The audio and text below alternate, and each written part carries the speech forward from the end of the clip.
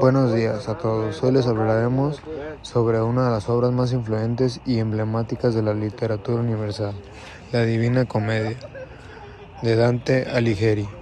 En este poema épico escrito entre 1304 y 1321 presenta no solo un relato fascinante, sino también una reflexión sobre la condición humana, el pecado, la redención y la búsqueda de lo divino.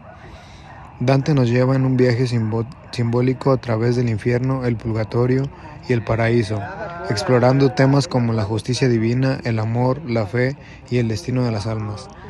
Nuestra presentación estará organizada en 6 partes: el contexto histórico y cultural de la obra, la estructura general, el poema y su simbolismo, una descripción detallada del infierno, la exploración del purgatorio, el ascenso del paraíso, la relevancia e impacto de la Divina Comedia entre la actualidad.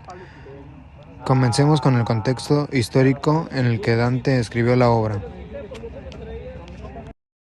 La Divina Comedia fue escrita en un periodo de gran agitación política y social en Italia. Dante vivió en una época marcada por las disputas entre los güelfos y los gibelinos, dos facciones políticas que luchaban por el control de las ciudades italianas. Como güelfo, Dante participó activamente en la política de Florencia, pero fue exiliado cuando su facción perdió el poder. Este exilio tuvo un impacto profundo en su vida y obra. Desde la distancia, Dante reflexionó sobre la corrupción política y religiosa de su tiempo, criticando tanto a los líderes políticos como a la Iglesia. De hecho, en la Divina Comedia incluye a figuras contemporáneas suyas en los círculos del infierno, lo que refuerza la dimensión política de su obra. Además, Dante eligió escribir en italiano en lugar del latín, el idioma erudito de la época. Esto fue revolucionario porque hizo su obra accesible a un público más amplio, estableciendo las bases para el desarrollo del italiano como la lengua literaria. Su objetivo era guiar a los lectores a reflexionar sobre la vida, el pecado y la salvación. Ahora exploraremos cómo está estructurado este poema épico. La Divina Comedia tiene una estructura muy precisa y simbólica. Está dividida en 3 partes o cánticas: el infierno, el purgatorio y el paraíso. Cada cántica consta de 33 cantos, más un canto introductorio, lo que suma un total de 100 cantos, un número que representa la perfección en la numerología medieval. El poema está escrito en tercetos encadenados, un esquema de rima llamado terza rima que refuerza el simbolismo del número 3, asociado con la Santísima Trinidad. El viaje comienza en una selva oscura, que simboliza el pecado y confusión espiritual.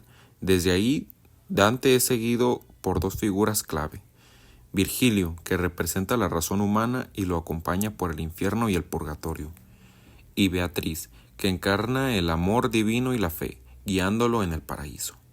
El poema no solo es un relato de un viaje, sino también una alegoría del alma humana en busca de la redención. Ahora, profundicemos en la primera cántica, el infierno. El infierno o inferno es la primera etapa del viaje de Dante. Es representado como un embudo gigante que desciende hacia el centro de la tierra, formado por 9 círculos concéntricos, cada uno reservado para un típico específico de pecado. Los pecados están clasificados según su gravedad, desde los de incontinencia, como la lujuria y la gula, hasta los más graves, como el fraude y la traición. Cada círculo tiene un castigo que refleja el pecado cometido, siguiendo el principio de la contrapaso, donde el castigo es proporcional y simbólicamente relacionado con el pecado. Algunos ejemplos son: en el segundo círculo, los lujuriosos son arrastrados eternamente por vientos violentos, representando su falta de control sobre sus deseos. En el noveno círculo, los traidores están congelados en un lago de hielo, alejados del calor de la humanidad y de Dios. El infierno no solo es un lugar de castigo, sino también una advertencia sobre las consecuencias del pecado.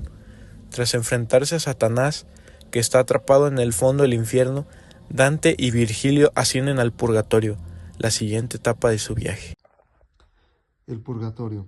El purgatorio es un lugar de esperanza y purificación donde las almas expian sus pecados antes de entrar al paraíso. Está representado como una montaña dividida en 7 terrazas correspondientes a los 7 pecados capitales. orgullo, envidia, ira, pereza, avaricia, gula y lujuria. En cada terraza, las almas realizan actos de penitencia simbólicos que las ayudan a purificarse. Por ejemplo, los orgullosos llevan pesadas rocas sobre sus espaldas para aprender humildad. Los envidiosos tienen los ojos cosidos, castigados por mirar con malicia a los demás.